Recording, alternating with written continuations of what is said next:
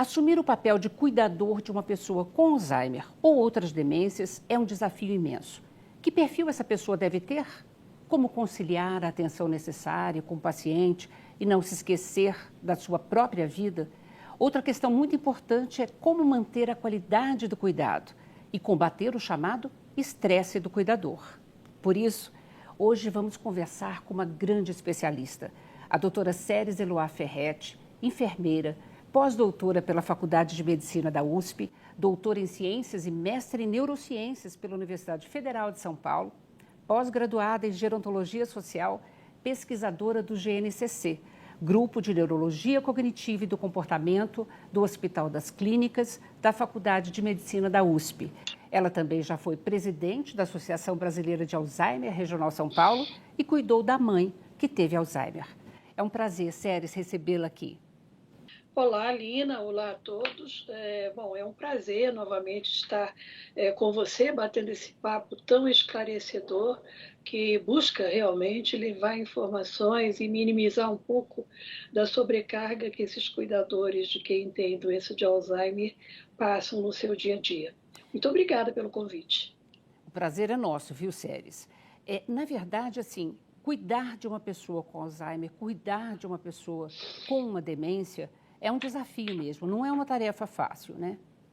Não, não é. Não é uma tarefa fácil, não há uma receita, não há um padrão, nem de paciente, muito menos de cuidador.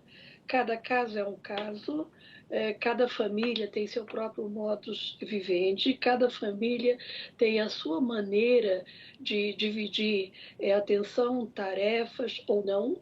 Então, isso não é realmente uma tarefa fácil. Daí a necessidade de profissionais, de pessoas que têm essa vivência, estarem frequentemente auxiliando com informações que eu acho, acredito firmemente, que seja a nossa principal arma ainda hoje, Lina.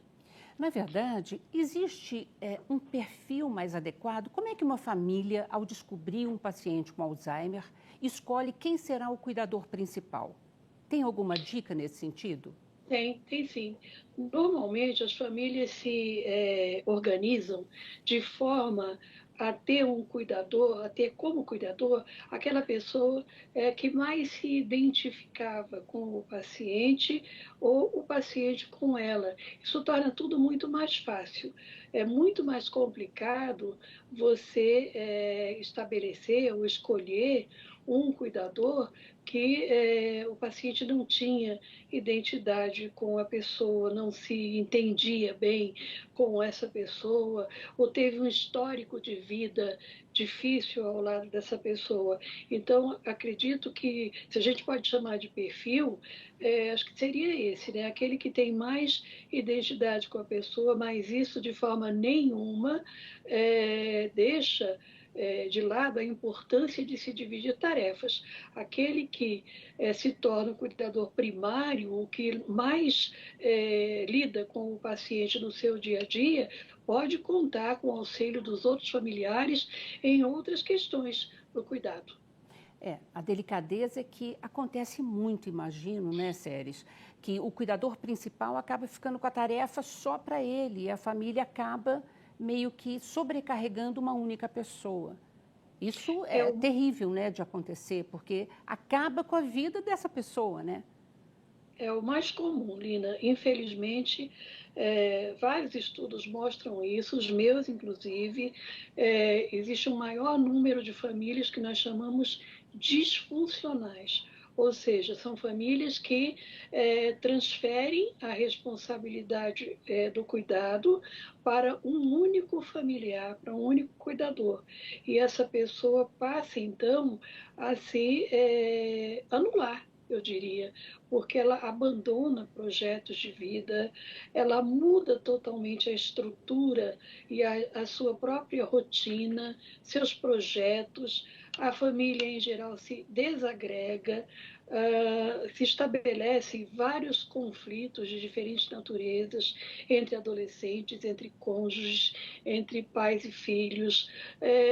Assim, é uma situação bastante desafiadora.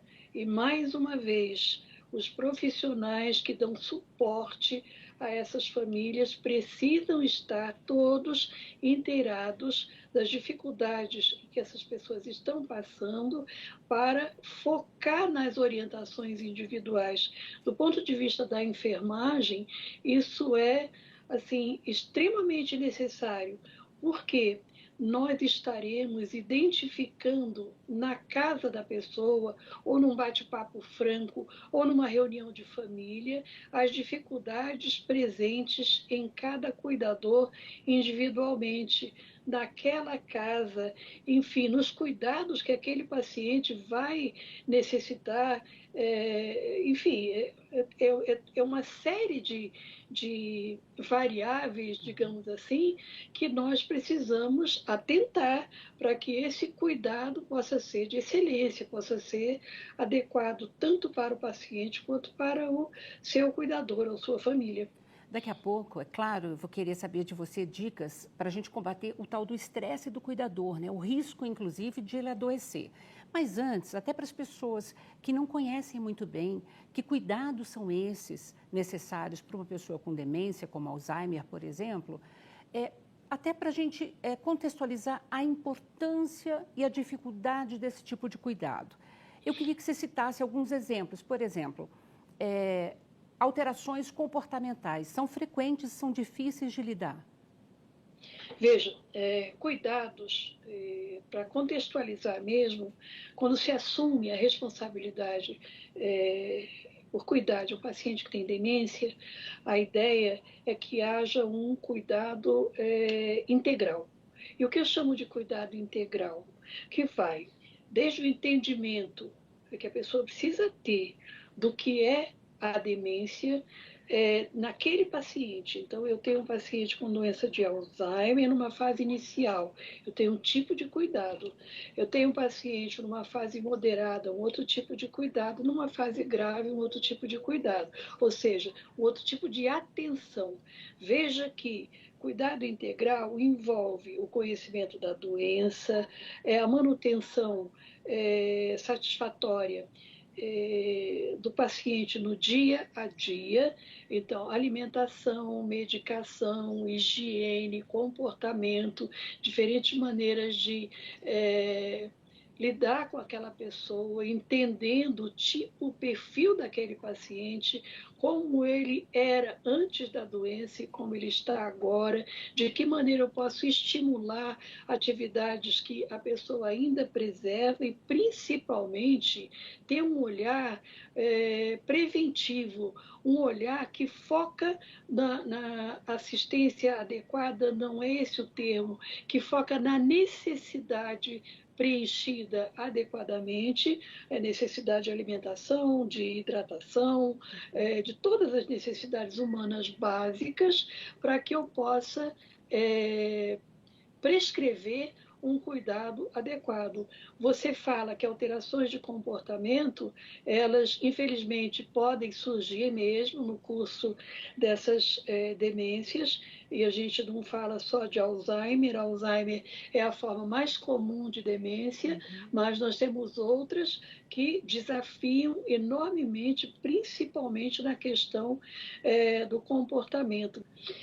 Vale dar um exemplo, eu estava falando sobre demência frontotemporal, que é uma forma de demência que compromete pacientes mais jovens e que surge, em geral, já no seu quadro inaugural, com alterações de comportamento bastante expressivas, que deixa a família totalmente perdida, sem saber o que fazer, já que esse paciente, em geral, não tem alterações de memória, pelo menos no seu quadro inicial, né? Estou falando aqui da demência frontotemporal variante comportamental, em que o que marca mais esse tipo de paciente são as alterações de comportamento. E é muito, muito complicado lidar com isso no dia a dia. Então, a pessoa precisa entender, principalmente, que por mais normal que possa parecer, a pessoa não tem condições de julgar se aquilo está certo ou errado, se aquele comportamento está certo ou errado, e daí o grande desafio para o familiar, que olha para a pessoa e a percebe normal, quer dizer, ela sempre foi assim. Não, ela não era assim. Ela agora tem uma alteração de comportamento diferente, ela não sabe julgar se uma coisa está certa ou errada, ela não sabe se planejar, ela desconhece principalmente alguns hábitos sociais adequados, ela desconhece quando simplesmente ela vai num cantinho na sala e usa aquele canto da sala como se fosse um banheiro, né? Para eliminar, principalmente fazer uma eliminação urinária. E isso agride enormemente as famílias. Daí a necessidade de se informar aos cuidadores que tipo de demência a pessoa tem e principalmente falar sobre alterações de comportamento que podem surgir no curso da demência. E como lidar com elas, né? E Imagino, como, né? principalmente como lidar com elas. Você vai entender que se você responder a um comportamento agressivo, por exemplo, uma agressividade verbal, você responder de forma agressiva também, essa pessoa certamente vai te dar uma resposta uma potencializada daquela agressividade. Então, a gente tende a orientar os familiares a jamais bater de frente com o paciente que está com o comportamento alterado. Mas uma coisa bem interessante que eu preciso falar aqui, Lina, é exatamente a falta de adaptação ambiental, inclusive, que pode promover algumas alterações de comportamento.